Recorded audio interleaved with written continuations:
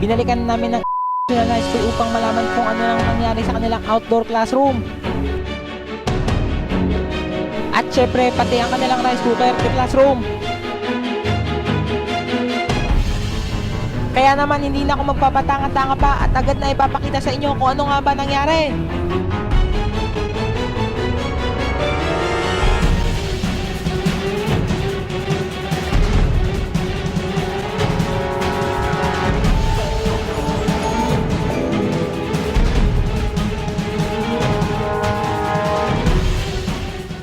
Ganito na ang mga pangyayari nung bumalik kami sa National High School.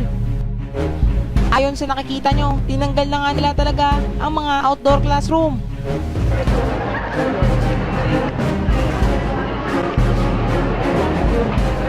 At halos mabakante na rin ang lugar na ito. At kaya naman, pwede ka na rin maglaro ng favorite sport mo na volleyball. Pre, ano masasabi mo sa ginawang action ng National? Wala, boy. Kasi masyadong late ng paggawa nila ng mga building na yan eh. Masyadong mabaho dito. Mabaho dito. Mabaho! Pre, ano masasabi mo sa ginawang action ng National? Ayos, mabuti yun. Pero bakla pa rin king sa'yo. Pero meron na naman kami bagong reklamo nga tanggap tungkol sa eskwela na ito. Pre, ano masasabi mo sa ginawang action ng National? Tinanggal nila yung mga upuan dyan. Medyo naging maayos naman po, pero problema po dito yung sa gate, pag-uwian no.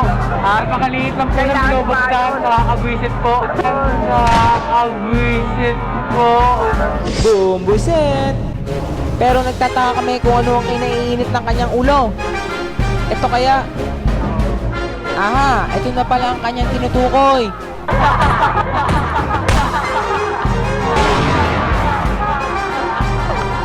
At tila parang Olympics din ang uwian dito.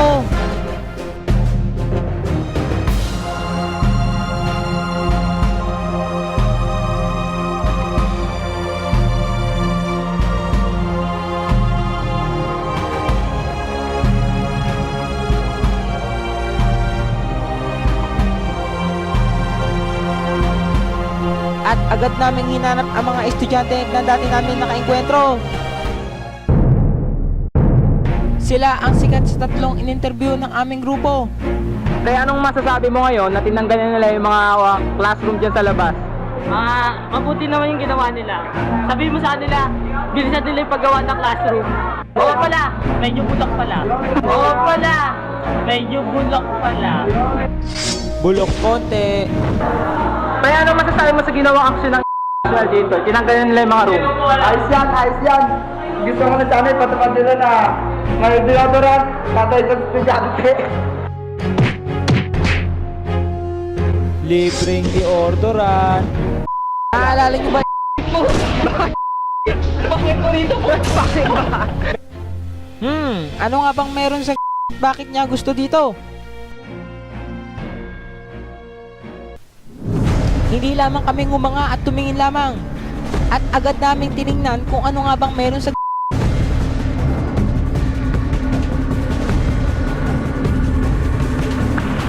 Pero habang papunta kami, may napansin kaming walang hanggang daloy ng abala. Matinding abala. Pero wala kaming pakialam sa mga iyan. Dahil ang tunay na pakay namin ay ito. Ang school ng ang at parang meron silang ginagawa sa covered court na ito.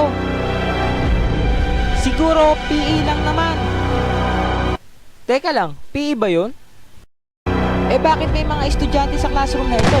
Teka, wag mong sabihin.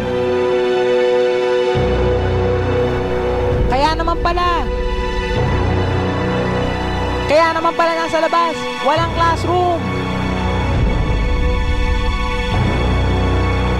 Walang classroom. Kaya naman pala ang putok na. Sa sobrang dami ng kanilang estudyante, sa court na sila naglalagay ng classroom. Pero parang may problema dahil hindi sila gumagawa ng mga bagong building. Mukhang nganganga na lang forever ang mga estudyante dito. Pre, anong masasabi mo na ngayon nalaman mo na pangit din pala Bakit hindi pare? Yung mga wakitin klase, napakain pa lalo. Mukhang dito na magtatapos ang investigador hanggang sa muli. At wag na wag niyo makakalimutan na hanggat may nagrereklamo, hindi namin kayo tatantanan!